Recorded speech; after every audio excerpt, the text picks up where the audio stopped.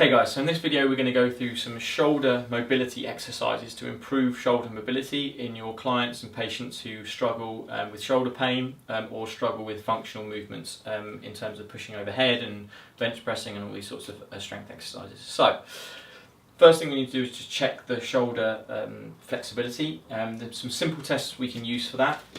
So PJ, if you have a turn around for me, yeah, perfect. It's just our Apley's or our backward scratch test, so hands towards each other. Perfect. So again, just look at both, obviously to see how far away they are, but also just look at the individual one. So how far is the left hand going on the back, and you can always measure that. So again, spine of scapula is about T3, so we're probably looking at about T4, and then back round, and then same thing on the other side, and you can see this one is not as good. Okay, so again, I think Patrick was saying his left shoulder he's had some issues with, so it might be that the flexion external rotation, which is what you need over the top, is worse than his internal rotation, but we'll have a look. So again, you'd be looking at that saying there might be some issues there, either internal rotation on his right or external rotation flexion on his left, and back round again. You can also do that singularly, so just say, for example, left hand or right hand behind the back.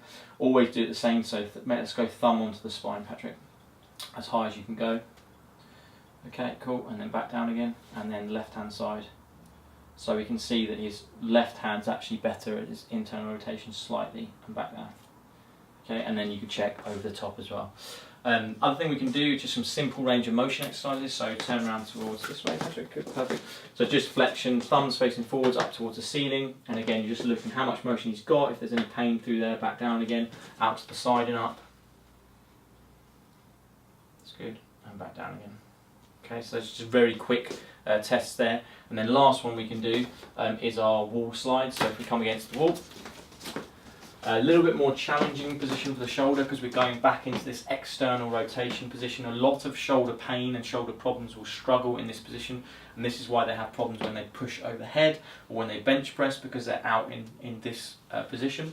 And you just get Patrick to slide up the wall and back down again, and you're looking for, are the elbows or hands leaving the wall? And what's the lumbar spine doing? Is there a big arch in that back? With Patrick, there is a few issues there, especially on the left. It comes away from the wall a little bit further, and then relax. So if we want to mobilise that area and improve that motion, what we would do first of all is a few techniques for the soft tissues. So if we go with our lats and our thoracic spine first. So with the lats, you can use the foam roller. Basically you want to get in on the side, into and around, perfect, and then use that foot over the top, that's it, and then just rolling up. And essentially you're in this area here. Most people will find this actually quite sore, it's usually quite a brutal one, and I just get people all around the back here where lats comes up and attaches into. You're rolling through there, 5 to 10 rolls, and just improving that. Even coming down into the ribs a little bit, I think that the attachments around there can get quite stiff and tight, so again I generally find that quite nice for improving shoulder range. Relax, and then we'll do a quick thoracic on the roller as well. So again, thoracic spine, massively important in mobility of the shoulder. We did a thoracic spine mobility video, so check that out and you can see some more in-depth techniques to use for the thoracic spine. What I'm going to get Patrick to do is literally, just rolling over the top there, which helps to mobilise his thoracic spine. And then if you bring the bum to the floor, Patrick, and then just extending over the top and back up, and then you can move to another section. So shuffle your bum up towards, or rolling the roller down helps as well. Makes sense? So you just go in different spots of the thoracic. Again, if you want more in depth that where we use the peanut and other tools, you can have a look at our thoracic mobility video. Perfect. Then what we need to do is work on, while we're there actually, let's do the posterior cuff of the shoulder is another area which gets quite tight. Similar to the lats, but we're going to get really right into that back of the shoulder joint. So again, essentially we're coming down into that posterior cuff of the shoulder, and then Patrick will just roll and around, and it's literally into here. There's some really sore spots in here, so don't be surprised if your clients or patients are not particularly pleased with you when they do this one. Perfect. And then last area, again, I like to work on is pecs. Okay, so pecs we can do onto the ball on the front, just into that pec region here. It's quite hard sometimes, and we'll have a look with Patrick. What you can do for pec minor, if you bring your right hand behind your back, Patrick, sit, and then you can get in there a little bit more like that. Okay, so you're just rolling around there. Quite awkward sometimes to actually do that.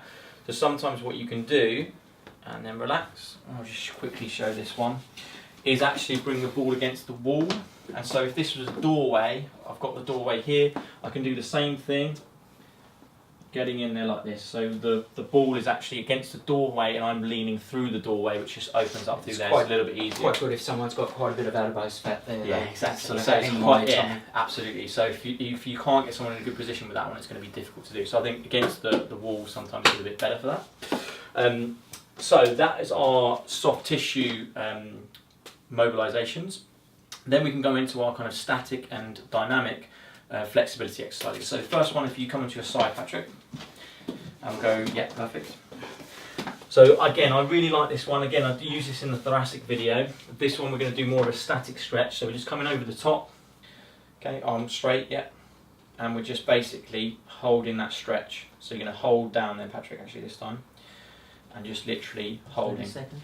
Okay, 30 seconds, and we're just stretching through here. You can add slightly different angles to that, dependent on where you are tighter, because obviously the pec is a triangular muscle, so different fibres are going to be orientated different ways.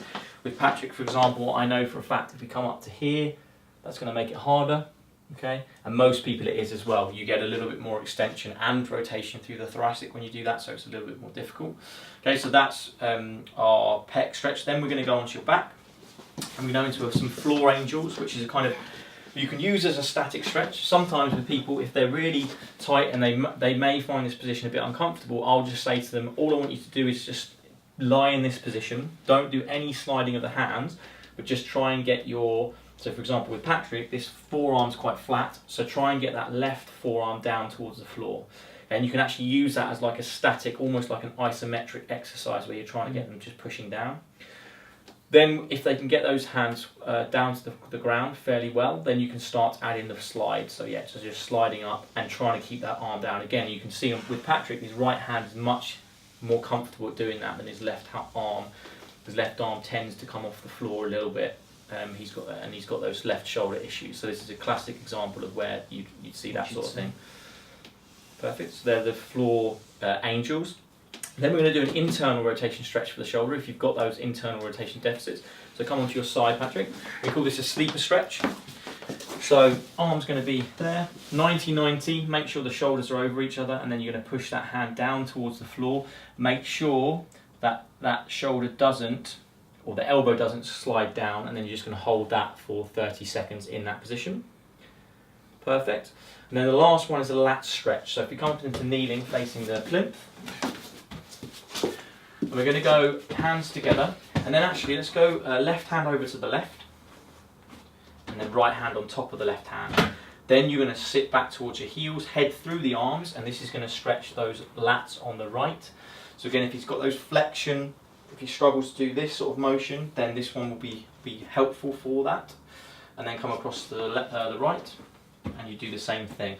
One variation on this we could do as well, again, if his hand behind the back was quite limited, is come back into the middle, PJ, and we're just going to shuffle your knees forwards a little bit and actually have your elbows on the edge of the bed. Okay, perfect.